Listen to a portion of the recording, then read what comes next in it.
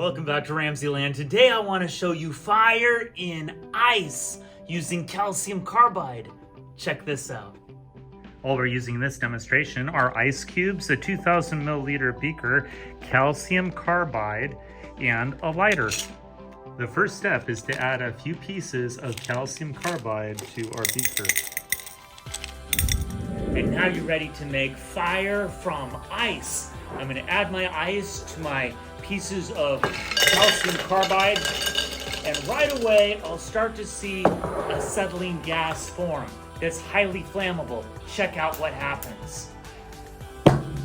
Oh, I give you fire and ice. Isn't that amazing?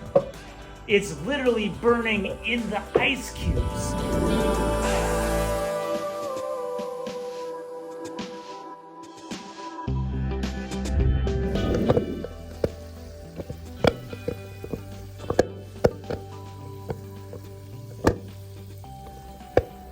By 1862, the German chemist Friedrich Wöhler synthesized calcium carbide and discovered acetylene gas.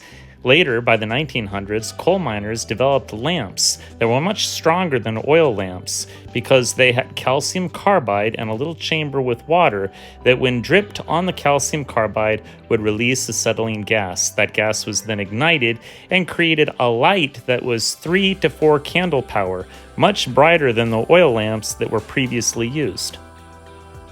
Here's the balanced equation for this amazing hydrolysis reaction. We start with reactants, calcium carbide, and water.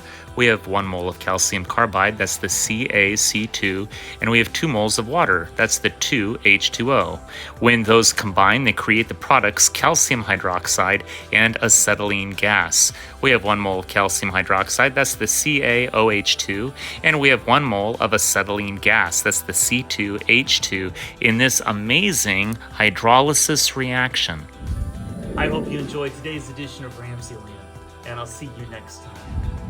If you enjoyed this presentation, be sure to remember to like and subscribe.